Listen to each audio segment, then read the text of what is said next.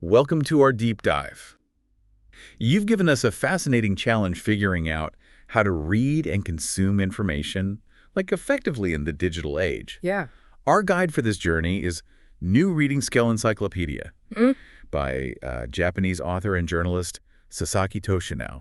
He's got some really intriguing ideas about navigating the modern information landscape, and Right. we're going to try to unpack them together. What's interesting is that Sasaki, doesn't shy away from the complexities of today's media environment. Yeah. He actually, starts by categorizing the types of sources we encounter. Yeah. He breaks it down into two key dimensions: horizontal versus vertical, and neutral versus biased. Okay, I'm intrigued. What exactly does he mean by horizontal and vertical media? Right. It sounds a bit like a geometry lesson.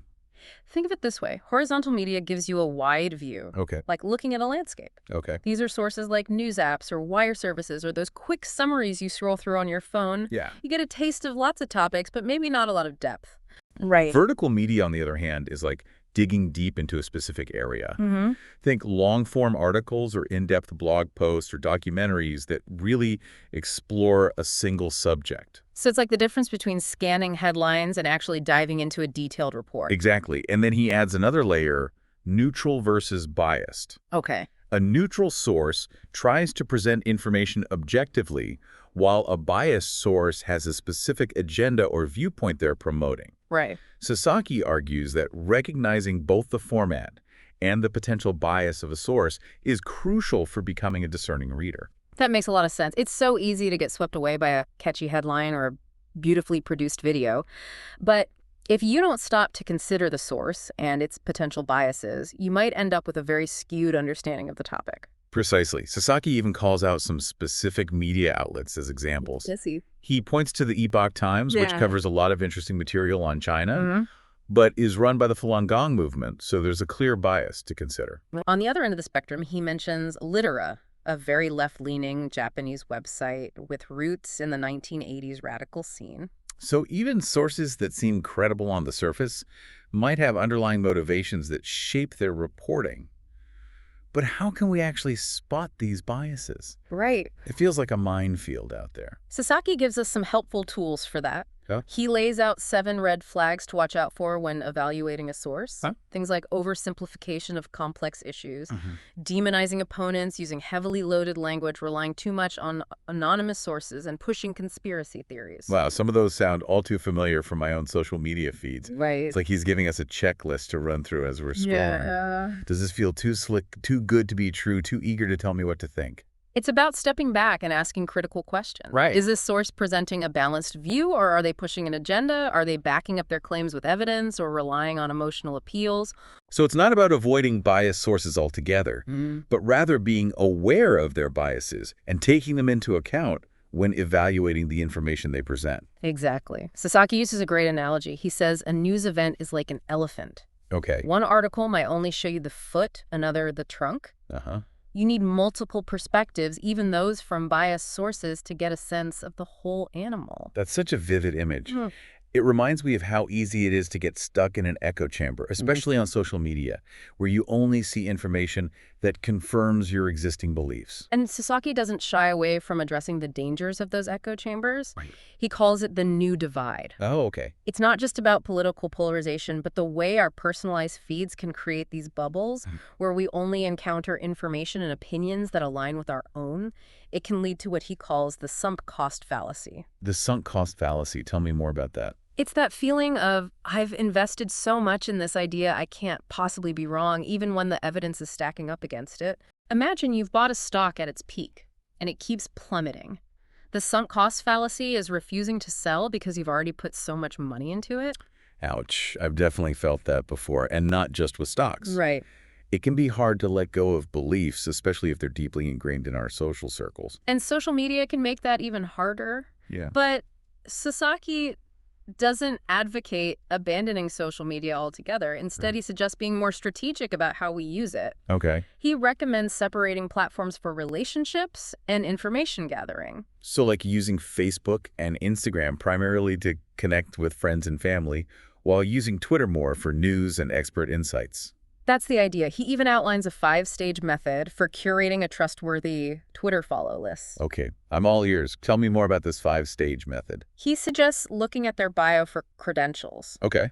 Do they have expertise in the area they're talking about, then analyze their language? Yeah. Do they resort to name-calling and insults, or do they engage in reasoned debate? That makes sense. It's like assessing their communication style. Are they trying to inflame tensions or encourage thoughtful discussion? Right. And he also says to check for consistency over time. Okay. Are their arguments generally well-reasoned and supported by evidence, or are they constantly jumping on the latest outrage bandwagon? So it's about looking for a pattern of credibility and thoughtful engagement, rather than knee-jerk reactions or inflammatory rhetoric. Exactly, and he emphasizes this isn't a one-time thing. No. You need to continually evaluate who you follow and what you're consuming.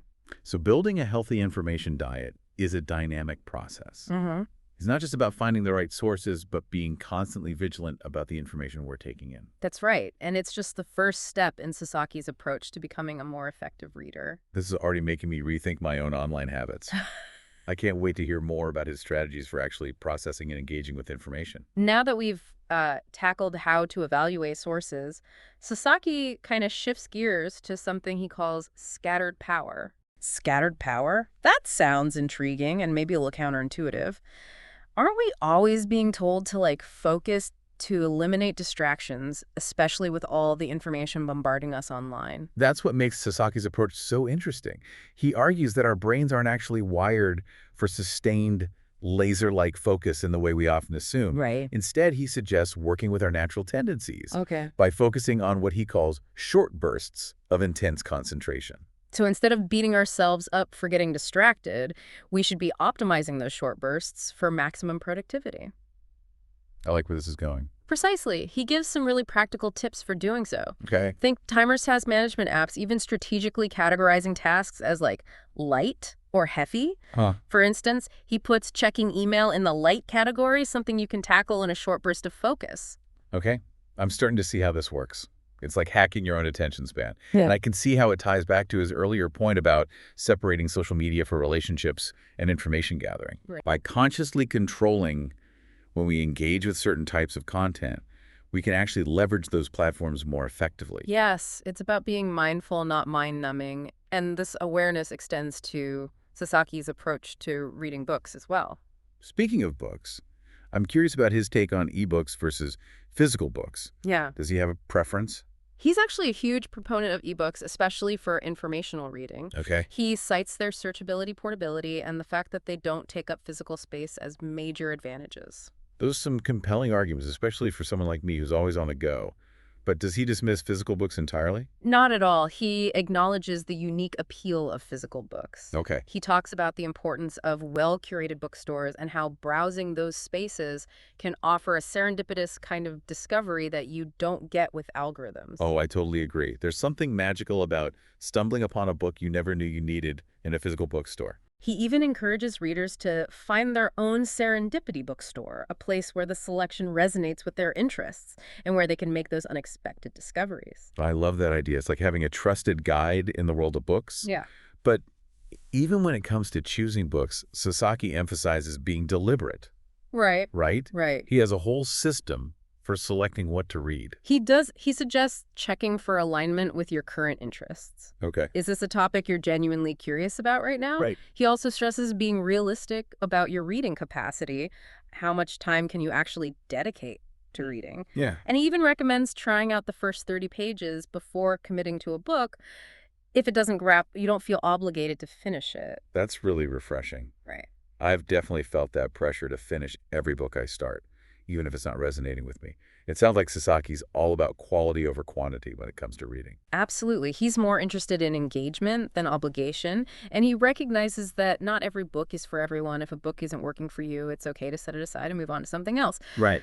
But he also offers some great tactics for tackling challenging books that you really want to read. Like, I'm always up for tips on making dense material more approachable. He suggests reading reviews and summaries beforehand to get a sense of the key themes and arguments.